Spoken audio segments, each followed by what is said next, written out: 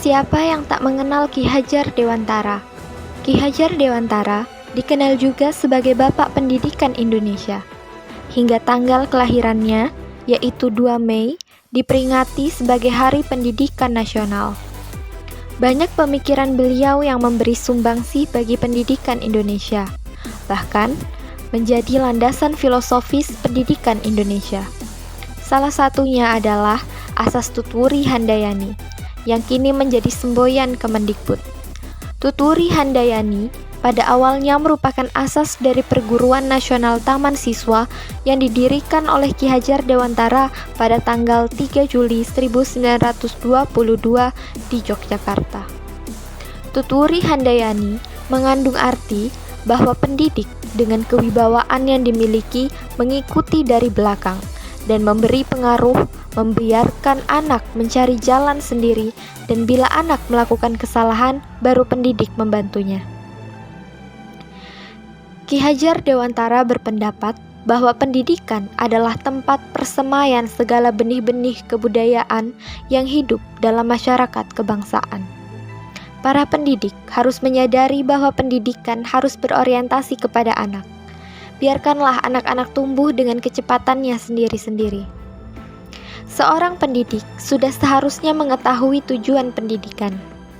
Tujuan pendidikan yaitu menuntun segala kodrat yang ada pada anak-anak, agar mereka dapat mencapai keselamatan dan kebahagiaan yang setinggi-tingginya, baik sebagai manusia maupun sebagai anggota masyarakat. Oleh karena itu, pendidik itu hanya dapat menuntun tumbuh atau hidupnya kekuatan kodrat yang ada pada anak-anak agar dapat memperbaiki lakunya, bukan dasarnya hidup dan tumbuhnya kekuatan kodrat anak. Perjalanan pendidikan nasional menyadarkan bahwa pendidikan seharusnya memerdekakan. Akan tetapi, hingga saat ini, praktik pendidikan masih saja membelenggu kemerdekaan peserta didik. Pembelajaran yang bermakna masih belum banyak diterapkan di sekolah-sekolah di Indonesia. Akibatnya, anak-anak belajar hanya untuk mendapatkan nilai yang tinggi dalam raport sekolahnya atau untuk mendapatkan ijazah. Perjalanan pendidikan Indonesia merupakan perjalanan yang panjang dengan berbagai tantangan dan hambatan. Sejak masa sebelum kemerdekaan hingga setelah kemerdekaan, perbaikan terhadap praktik pendidikan nasional senantiasa perlu untuk dilakukan. Refleksi. Perjalanan pendidikan nasional mengingatkan saya untuk menilik kembali alasan saya mengapa mengambil jalan untuk menjadi seorang pendidik.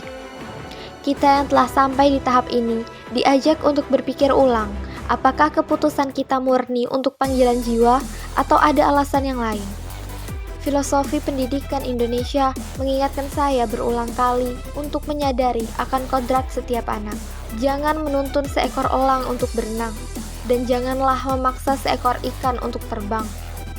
Kesadaran dan kemampuan untuk mengintrospeksi diri diperlukan oleh seorang pendidik untuk senantiasa memperbaiki pendidikan dan pengajaran yang telah dilakukan. Perubahan yang dialami dan akan dipraktekkan di sekolah dan kelas. Semoga berkat pengetahuan dan pengalaman baru yang didapatkan pada materi ini dapat membawa perubahan ketika bertugas sebagai pendidik di sekolah dan di kelas nantinya. Saya akan senantiasa berupaya untuk menjadi pendidik yang berpihak kepada peserta didik dan memperhatikan kemampuan, minat, dan bakat masing-masing agar potensi-potensi yang mereka miliki dapat berkembang dengan maksimal. Saya juga akan terus belajar untuk menjadi pendidik yang dapat menyesuaikan dengan perkembangan zaman. Seperti pesan Ki Hajar Dewantara bahwa pendidik hendaknya mendidik anak-anak dengan cara yang sesuai dengan tuntutan alam dan zamannya sendiri.